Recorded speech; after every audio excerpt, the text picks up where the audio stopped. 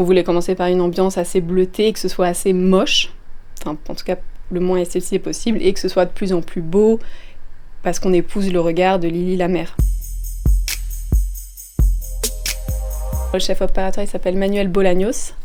Il était super, et moi du coup, donc c'est mon premier film, donc j'ai pas fait d'école de réalisation mais de scénario, donc je m'y connaissais pas trop, et ensemble donc, il m'a expliqué plein de trucs. On est allés tous les deux avec aussi la première assistante et le directeur de prod dans la Drôme pour faire des repérages, et on a fait le plan de travail tous les deux. Et voilà, après sur le tournage on avait très peu de temps et on avait plein de problèmes, donc malheureusement on n'a pas pu faire tous les plans qu'on voulait et on est allé un peu droit au but, mais en tout cas on avait fait ce travail tous les deux en amont. On avait une voiture travelling, donc c'était déjà une chance parce que c'est un peu cher, mais en fait on pouvait pas faire autrement parce que Mara Taquin, qui est l'actrice qui joue Alma, n'avait pas le permis.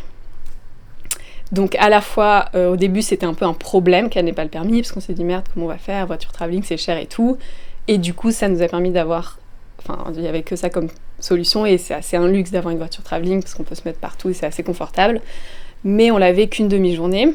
Il y a une scène qui est très importante dans le film, déjà parce qu'en termes de durée, enfin tout simplement elle fait genre, enfin au scénario elle faisait genre 4 pages, enfin c'est la plus grande scène du film, dramaturgiquement, enfin c'est un tournant dans le film. En termes de jeu, c'est aussi une scène importante. Enfin, c'est très compliqué. On n'avait qu'une demi-journée, donc c'était vraiment assez stressant. Et au final, on l'a fait, mais avec très peu de prise.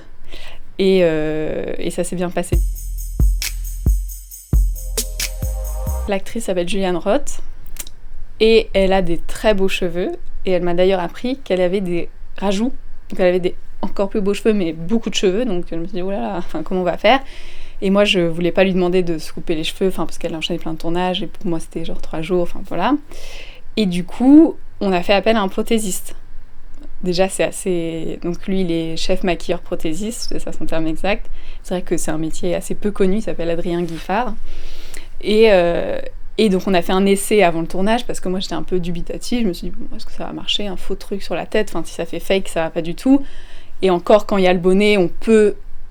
Enfin, peut-être que le bonnet peut cacher des choses et tout ça, mais je dis, si le moment où elle enlève son bonnet, et qu'il y a un moment où on la voit en gros plan, sublime, nous regarder, et qu'on se dit, putain, mais c'est trop mal fait ce truc, enfin, ça va tout gâcher, quoi. Donc, on a fait un test chez moi, et c'était dingue. C'était magnifique. Et donc, en fait, elle met tous ses cheveux dans une... Ça prend 2h30. Donc, tous les matins, c'était 2h30.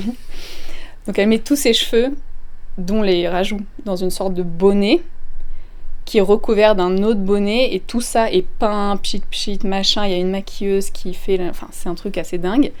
Et du coup, j'avais pris des photos d'elle à ce moment-là, et elle était mais magnifique, et même, enfin, presque encore plus belle qu'en vrai, qu'avec ses cheveux, parce que du coup, on voyait...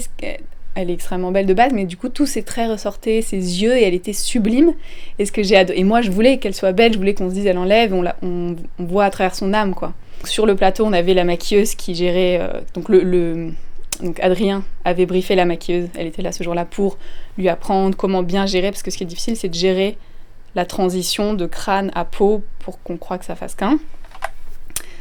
Et ensuite, le jour de tournage où elle enlève son bonnet, il était sur place pour nous aider. Et voilà, ce qui était drôle, donc c'est Adrien qui était avec nous le jour du tournage. Donc je lui dis, ah, alors ça va, c'est pas trop chiant pour toi, genre c'est un film hyper réaliste et tout, enfin t'as pas genre des trucs dingues à faire. Et il m'a dit, non mais c'est génial, parce que toute la journée je fais des trucs de monstres, de décapitation et tout, mais moi j'ai peur du sang et tout, et moi je préfère largement faire un film assez réaliste, parce qu'en fait ça demande plus de travail, en tout cas c'est un travail très différent. Enfin voilà, j'ai trouvé c'était rigolo. Le casting, c'était vraiment un moment incroyable pour moi. J'ai bossé avec une directrice de casting qui s'appelle Sophie Lénier-Diodevic, parce que vraiment c'est très difficile de... C'est vraiment à l'instinct, et enfin en tout cas moi qui suis pas directrice de casting, j'ai pas les mots pour dire ça peut être palette de jeu, ceci, cela, et juste j'avais une sensation très forte que genre, oh oui, genre c'est elle, mais j'ai pas d'éléments concrets pour dire ça, juste je le sens. Et enfin, c'était vrai. Donc on s'était dit d'abord on va chercher... En fait à la base j'avais un casting déjà établi, mais mes 2 comédiennes n'étaient pas dispo dans mes dates de tournage, donc ça reportait 1 an, donc je me suis dit non je vais faire là, enfin déjà c'est très, très long, donc voilà. On s'est dit on va chercher d'abord la fille, donc j'ai rencontré 5-6 jeune femme, dont Mara Taquin. Et je l'ai adorée, un peu comme une mère aimerait sa fille. Enfin, j'avais envie de... Enfin, je l'aimais trop, j'avais envie de la materner, quoi. Alors, et elle avait quelque chose vraiment de différent du personnage, parce que d'autres... Enfin, tout était très bien, mais peut-être que d'autres correspondaient plus à l'Alma que j'avais écrit dans mon scénario, alors que Mara correspondait moins à l'Alma de mon scénario, mais elle ressemblait plus à celle que j'avais imaginée, et elle avait quelque chose de vraiment poupin, d'un peu bébé presque dans les traits du visage, et elle amenait des choses que j'avais imaginé que j'avais pas imaginé du personnage et que j'avais pas écrit et qu'elle ramenait avec elle. Donc ça c'était assez fou et enfin j'étais trop contente. Et ensuite on a cherché la mère en fonction avec Mara. On en a vu pareil 4-5 et donc voilà, on se rencontre, on fait des essais machin.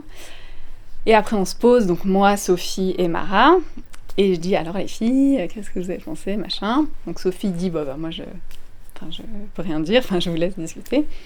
Et Mara me dit pour moi c'est évident. Et je dis pour moi aussi c'est évident, mais si on n'a pas la même évidence, merde quoi.